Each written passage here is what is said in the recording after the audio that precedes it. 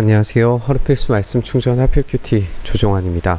오늘 함께 나눌 하나님 말씀은 예레미야 2장 20절에서 28절까지 말씀입니다. 참으로 너는 옛적부터 너의 멍에를 부러뜨리고 너를 묶은 줄을 모두 끊어버리면서 나는 신을 섬기지 않겠다 하고 큰 소리를 치더니 오히려 높은 언덕마다 찾아다니면서 음행을 하고 또 푸른 나무 밑마다 너의 몸을 눕히고 음행을 하면서 신들을 섬겼다. 이렇게 말씀하십니다. 이 높은 언덕과 푸른 나무는 매춘을 행하면서 가나안 풍요의 우상들에게 예배드리던 제의적 장소로 알려져 있습니다. 따라서 먹거리를 위해서 자신들의 풍요로움을 위해서 농사의 신들에게 이 가나안 사람들이 행하던 우상 숭배적인 행위들을 그대로 따라서 이스라엘이 했다는 것을 말하기도 합니다. 이 제의적 매춘에 직접적으로 연관됐던 것 아니면 이제 상징적으로 다른 우상을 남성화시켜서 말씀하신 것 두 가지 모두가 다 해당될 수 있을 것 같아요. 그래서 이 가나안 땅의 신들에게 직접적으로 매춘 행위를 통해서 그런 음란한 행위들을 통해서 이 풍요를 얻으려고 했던 것을 하나님께서 지적하고 계시고 2장 전체가 말하고 있는 아내된 이스라엘로 봤을 때에 이 풍요를 가져다 주겠다라고 하는 남성적인 어떤 신들을 찾아서 그렇게 자신의 몸과 마음을 다 빼앗겨버린 이 음란한 여성을 상징화하는 그런 표현으로 우리가 읽을 수 있을 겁니다. 나는 너를 종자가 아주 좋은 제일 좋은 포도나무로 심었는데 어떻게 하여 내가 엉뚱하게 들나무 포도로 바뀌었냐 라고 그렇게 말씀하십니다. 우리가 어제 본문에서 살펴본 것처럼 이스라엘은 자기 자신 스스로를 망가뜨려 버렸어요. 그래서 원래의 정체성을 잃어버린 채 변질된 상태가 되고 말았습니다. 이스라엘은 들 포도나무로 변해버렸다라고 이렇게 말씀하세요. 아무리 깨끗하게 자신을 씻으려고 해봐도 씻을 수가 없습니다. 내가 잿물로 몸을 씻고 비누로 아무리 몸을 닦아도 너의 더러운 죄악은 여전히 내 앞에 남아있다. 나 주의 말이다.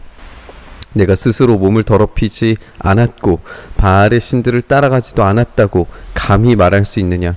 내가 골짜기에서 한 일을 생각해봐라. 내가 무엇을 했는지 깨달아라.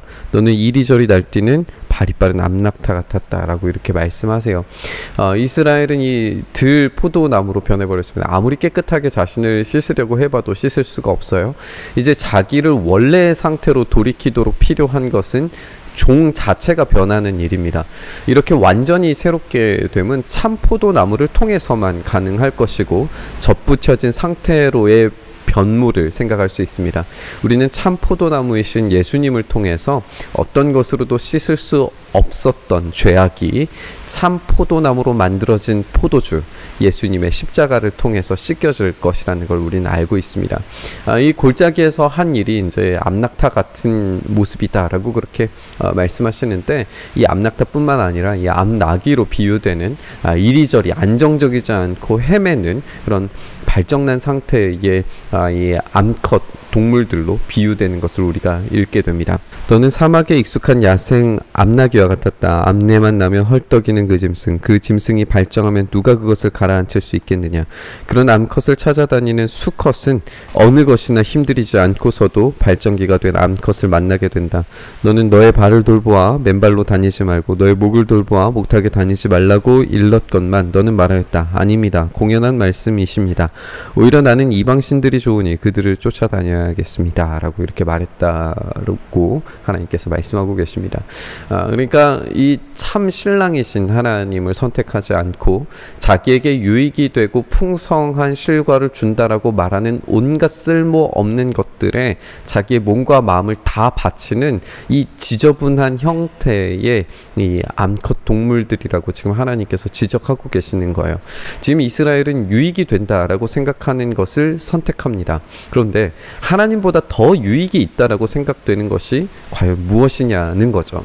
그 수많은 유익은 결국에 갈증을 유발하고 자기 자신을 파괴해서 왜곡된 정체성, 들포도가 돼버린 것만 남게 될 거예요. 이제 비유는 도둑질 하다가 걸린 사람의 수치로 넘어갑니다. 도둑이 붙잡히면 수치를 당하듯이 이스라엘 백성 곧 왕들과 고관들과 제사장들과 예언자들이 수치를 당했다라고 이렇게 말씀하십니다. 이 수치의 대상은 모든 백성으로 보여집니다. 왕들, 고관들, 제사장들, 예언자들 할 것 없이 모두가 다 이 수치를 당하고 있습니다. 이스라엘은 나무와 돌을 가지고 아버지와 어머니라고 부른다라고 그렇게 하나님께서 말씀하시는데, 나무를 보고 나의 아버지라고 하고 돌을 보고 나의 어머니라고 하였다. 그들은 나에게 등을 돌리면서도 얼굴은 돌리지 않고 있다가 환난 당할 때에는 오셔서 우리를 구해 주십시오라고 부르짖는다라고 이렇게 말씀하세요. 이 가나안 풍요의 여신 아세라는 나무로 조각되어 있고 또 바알은 돌로 조각되어 있습니다. 이들은 자신들의 풍요를 가져다주는 존재가 바알과 아세라라고 생각을 했습니다. 그래서 그들의 선택은 이중적이에요. 하나님께 등을 돌려버리면서도 얼굴은 돌리지 않습니다. 그리고는 어려움이 닥칠 때면 오셔서 구해달라고 요청하는 것을 우리가 보게 돼요. 이 등과 얼굴이 정반대로 뒤틀려진 아주 끔찍한 괴물과 같은 모습이 돼버리고 만 거죠. 하나님이 이스라엘에게 얼굴을 비추실 때에는 은혜를 제공하시는 그런 표현으로 우리가 사용되고 있고, 하나님의 등은 철저한 외면을 상징하는 그런 표현입니다. 이제 이들은 이렇게 하나님께서 제공해 주시는 은혜를 경험하는 게 아니라 하나님의 얼굴을 볼 수 없고 그들에게 은혜가 제거되었다라고 하는 것을 우리가 확인을 해볼 수 있습니다.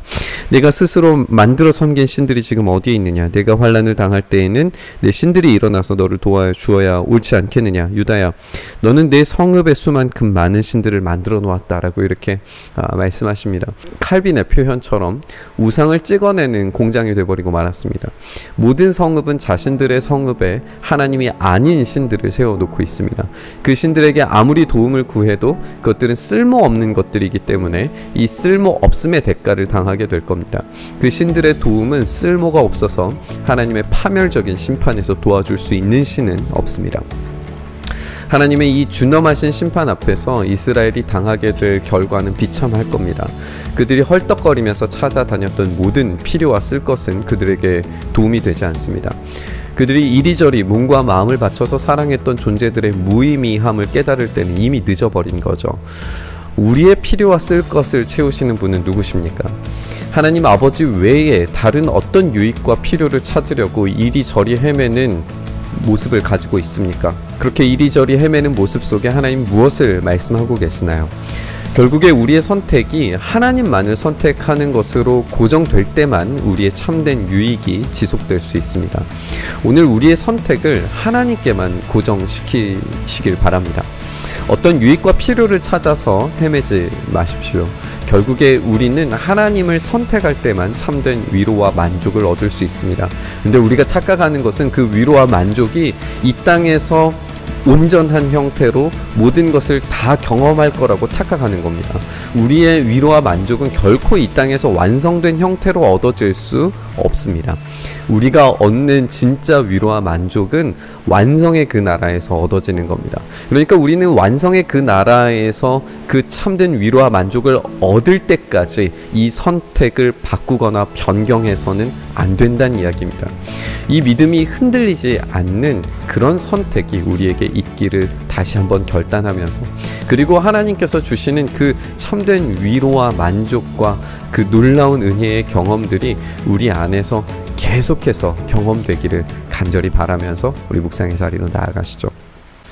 주님, 그렇게 우리가 주님을 온전히 선택하며 주님께서 주시는 참된 위로와 만족을 우리가 미리 맛보는 이 땅의 삶 되게 하여 주시옵소서. 우리가 헛된 것들, 쓸모없는 것들을 선택해서 들포도 나무가 되어버린 그런 상태로 머물지 않게 하시고, 우리가 참 포도나무이신 우리의 모든 죄의 얼룩들을 씻겨주실 참 포도나무이신 예수 그리스도께서 우리에게 제공해 주신 그 보혈에 합당한 우리의 삶을, 그런 선택을 지속할 수 있도록 은혜 더하여 주시옵소서. 이렇게 우리의 삶 붙들어 주시길 소망하며 우리 주님 예수님 이름으로 기도드리옵나이다. 아멘.